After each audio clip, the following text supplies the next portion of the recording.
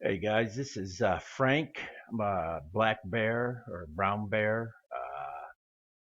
Jack.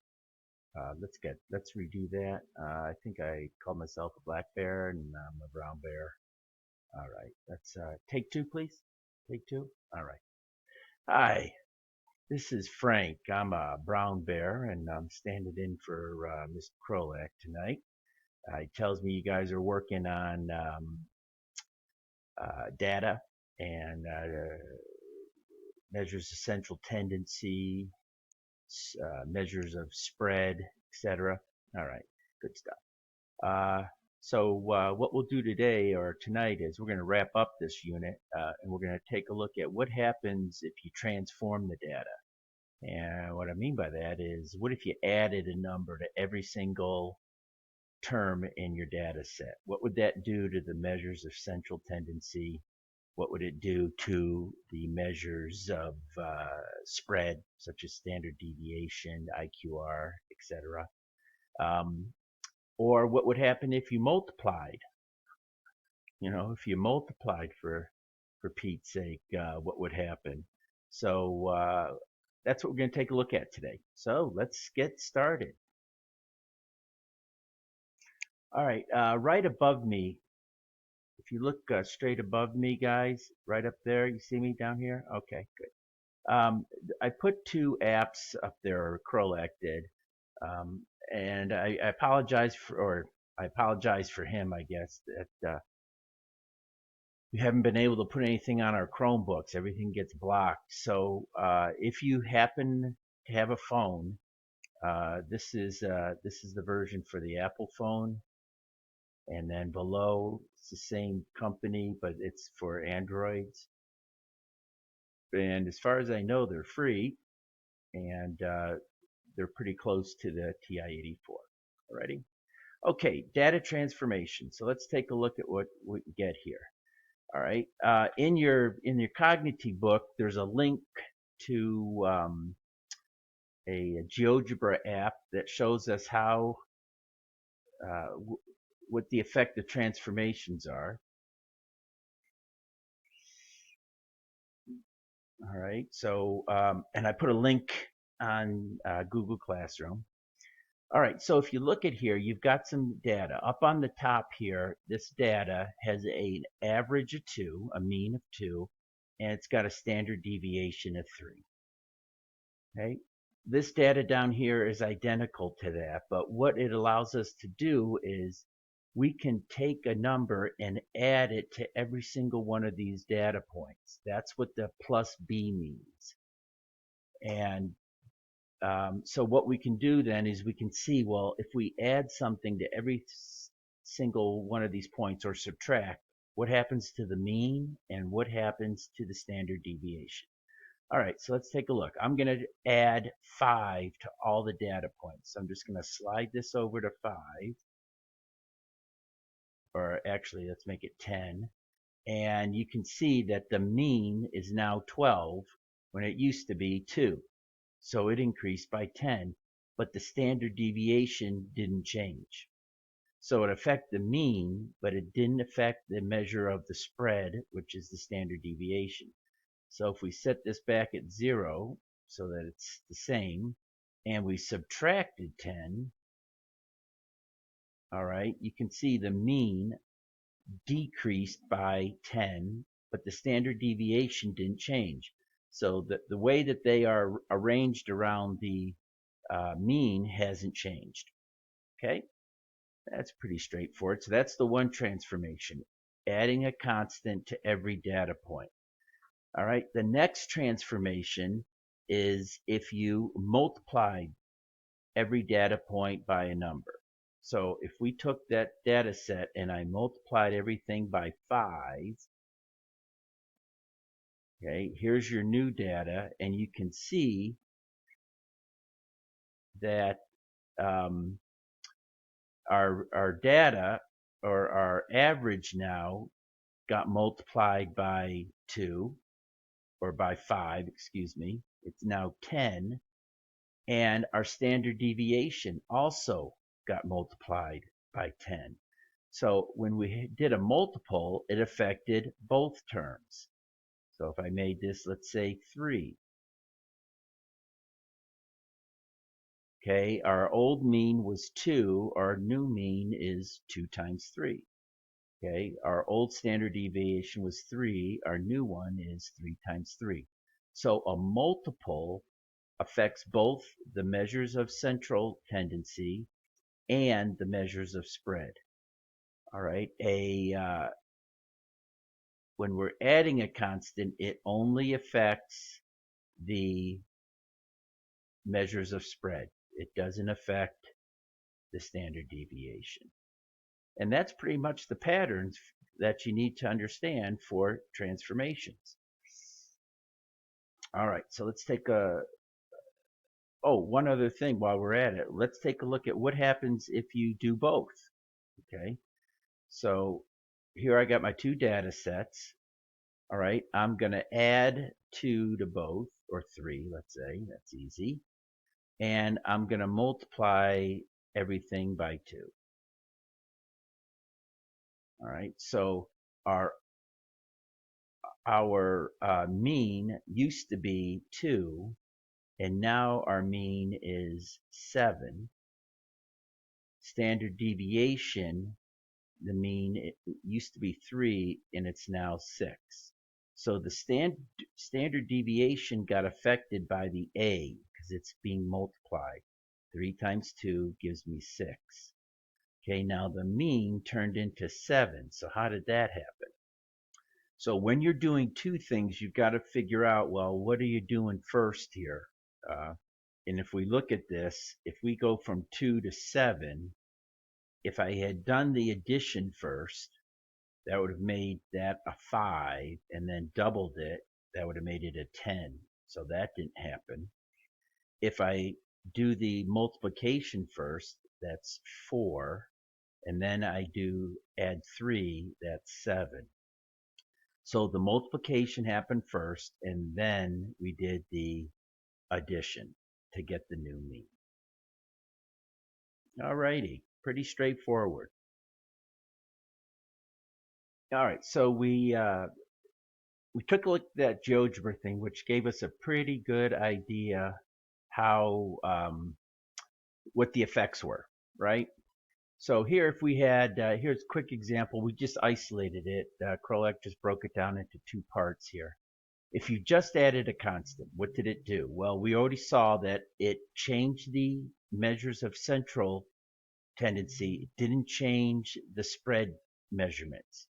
All right, so our central tendencies, that would be our average and our median.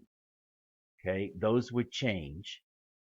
This should be your standard deviation, your interquartile, and your range. Those won't change. They're going to stay the same.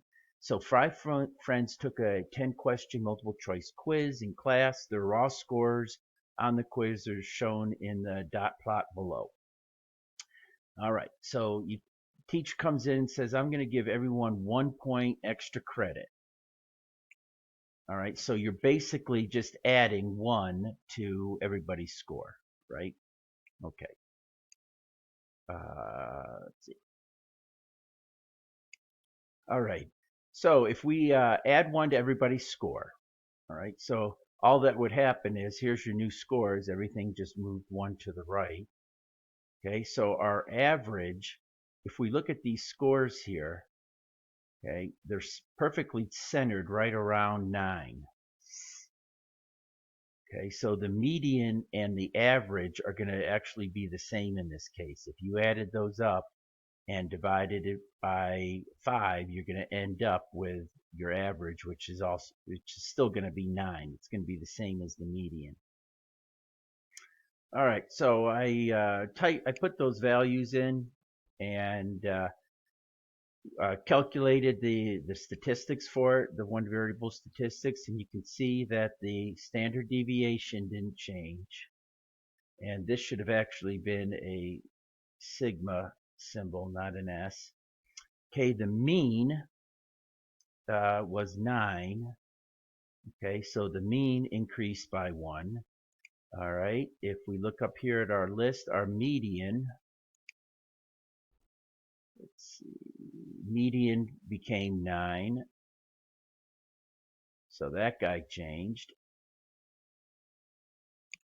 Okay, our IQR, our interquartile range, well, if you subtract 10.5 from, or 7.5 from 10.5, you get 3. So it didn't change. And the range would have been the max minus the min. 11 take away 7. So that's still 4. That didn't change. So when we add a constant, okay, the only two things that change are the measures of central uh, tendencies in your data. The spread, unchanged. All right, now when we multiplied, so I got the data already in there, all right, and I just put it in the second list, and you can see as we multiplied it, we would expect that the median and the mean are going to get multiplied by 10, and so are all the different measures of spread, the IQR, standard deviation, etc. So go up here to stats. I put them in the second list, so I'm just going to change my list here to 2. It's just all those values multiplied by 10. Okay, teacher says the test is going to be out of 100, so your scores get multiplied by 10. So there's the new scores. All right. So we go down, take a look at our stats. Okay, and we can see now that there is our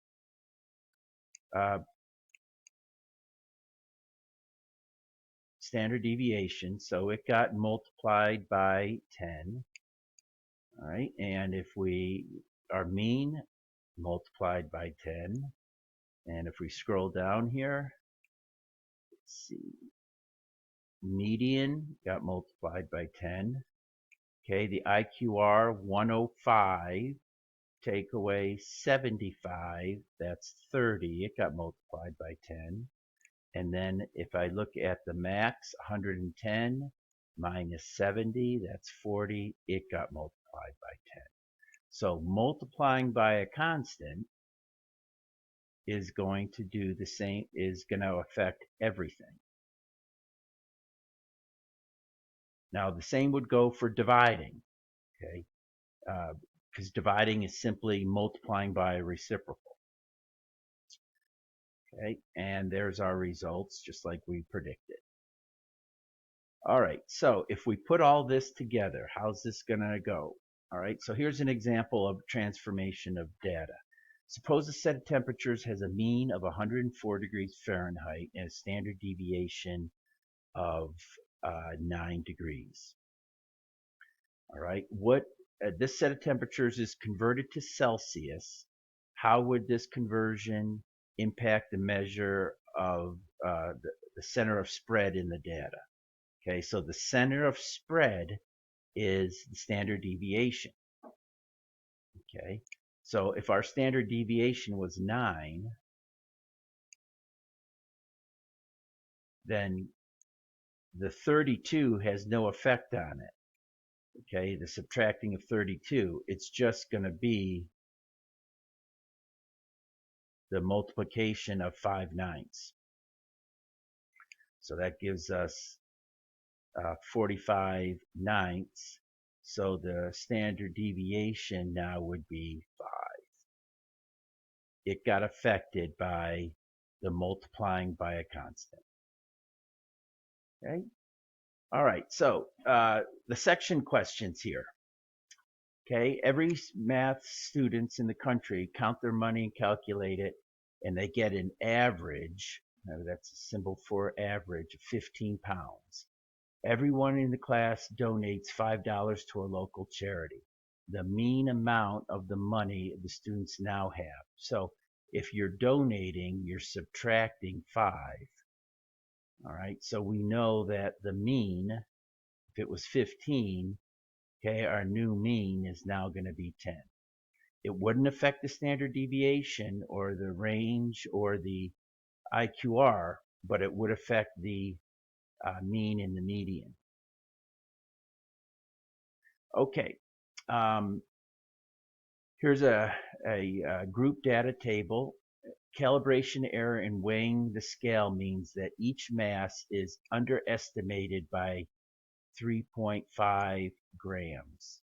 Okay, what is the correct estimate of the mean? Now, when you're doing this, if this is an interval, you use the middle of it. So I'm gonna use 1.5 for that class, and so on.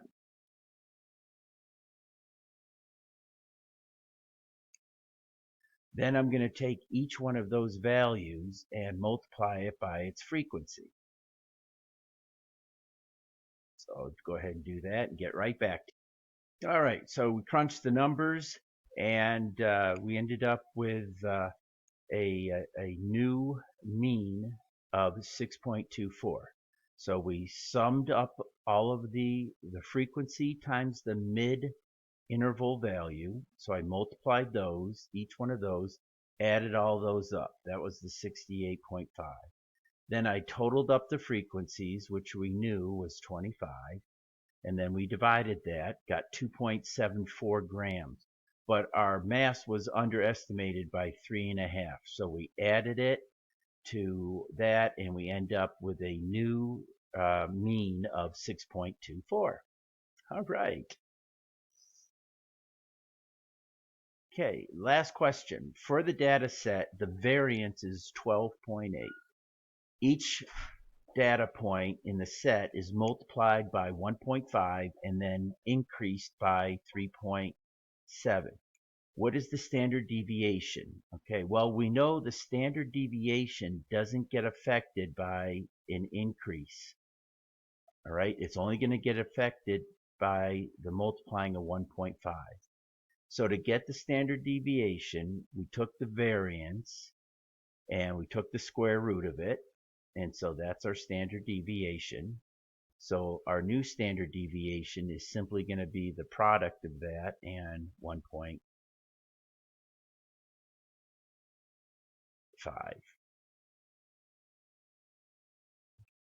Steve, you want to get a calculator on that, please? Thank you. All right, thanks, Steve-O. Here's our new standard deviation multiplied by a factor of 1.5. So that's it. I hope you all have a good weekend. Probably Monday, Krolak will be back. But for me, it's been fun, and take care, and I'll see you next time.